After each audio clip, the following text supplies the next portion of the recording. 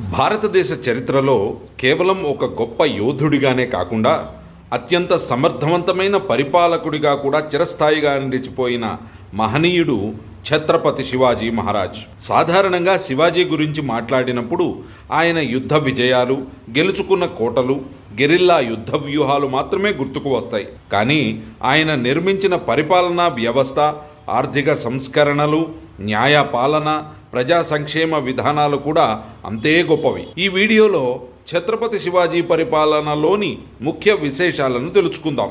శివాజీ మహారాజ్ తన రాజ్య పరిపాలన కోసం అష్టప్రధాన మండలి అని 8 మంది మంత్రులతో కూడిన ప్రత్యేక వ్యవస్థను ఏర్పాటు చేశాడు. ఈ మండలిలో ప్రధానమంత్రితో పాటు ఆర్థిక శాఖ మంత్రి, రాజు జారీ చేసే ఉత్తర్వులు, అధికారిక పత్రాలను పరిశీలించి సరిచూసే అడ్మినిస్ట్రేషన్ విభాగానికి ఒక మంత్రి, రాజ్య అంతర్గత వ్యవహారాలు పర్యవేక్షణకు ఒక మంత్రి, సైనిక వ్యవహారాల పర్యవేక్షణకు సైన్యాధిపతి, విదేశాంగ న్యాయశాఖలతో పాటు ధార్మిక వ్యవహారాలకు కూడా మంత్రులు ఉండేవారు.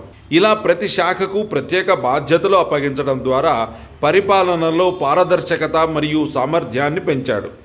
ఆ కాలంలో రైతులు అధిక పన్నుల భారం వల్ల ఇబ్బందులు పడేవారు. శివాజీ రైతుల భూములను కొలతలు వేయించి వారి పంట దిగుబడిని ఆధారంగా పన్నులను నిర్ణయించాడు. మధ్యవర్తుల దోపిడీని తగ్గించి ప్రభుత్వం నేరుగా ఆదాయాన్ని వసూలు చేసే విధానాన్ని ప్రవేశపెట్టాడు. కరువు, ఇతర ప్రకృతి వైపరీత్యాలు సంభవించినప్పుడు రైతులకు ఉపశమనం కల్పించే చర్యలను కూడా చేపట్టేవాడు. శివాజీ సైన్యంలో నియామకాలు వంశపారంపర్యం ఆధారంగా కాకుండా ప్రతిభ ఆధారంగా జరిగేవి. సైనికులకు భూములు ఇవ్వడం కంటే నేరుగా నగదు జీతాలు చెల్లించేవాడు. దీంతో అవినీతి తగ్గి సైన్యం రాజ్యానికి విధేయంగా ఉండేది. శివాజీ మహారాజ్ సముద్ర తీర భద్రత ప్రాముఖ్యతను చాలా ముందుగానే గుర్తించాడు. పశ్చిమ తీర ప్రాంత రక్షణ కోసం బలమైన నౌకాదళాన్ని నిర్మించాడు. సింధుదుర్గ్ వంటి సముద్ర కోటలను నిర్మించి విదేశీ శక్తుల దాడులను ఎదుర్కొన్నాడు. ఈ కారణంగానే చరిత్రకారులు ఆయనను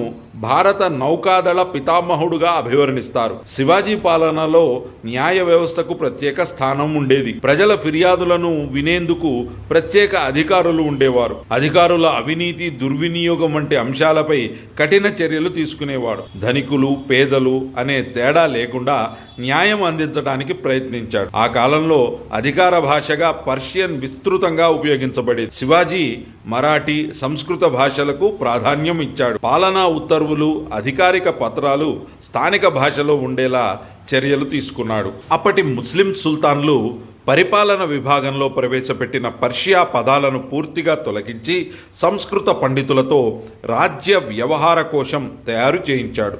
అదే తన రాజ్యంలో ఉపయోగించేటట్లు చర్యలు తీసుకున్నాడు.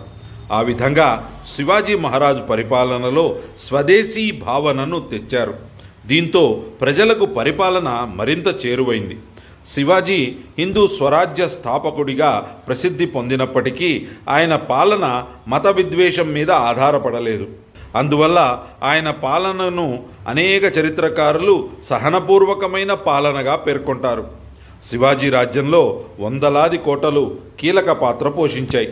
ప్రతి కోటకు ప్రత్యేక పరిపాలనా వ్యవస్థ ఉండేది. ఆహారం, ఆయుధాలు, నీటి నిల్వలు ఎల్లప్పుడూ సిద్ధంగా ఉండేవి.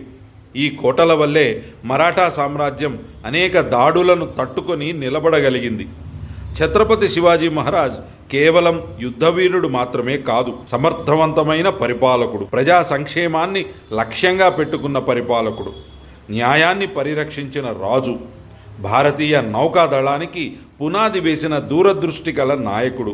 అందుకే 3 శతాబ్దాల తర్వాత కూడా శివాజీ మహారాజ్ పేరు భారతీయుల హృదయాలలో స్ఫూర్తిగా నిలిచి ఉంది. జై భవానీ, జై వీర శివాజీ. ఈ వీడియో మీకు నచ్చినట్లయితే లైక్ చేయండి, షేర్ చేయండి, మా ఛానల్ను సబ్స్క్రైబ్ చేయటం మర్చిపోవద్దు.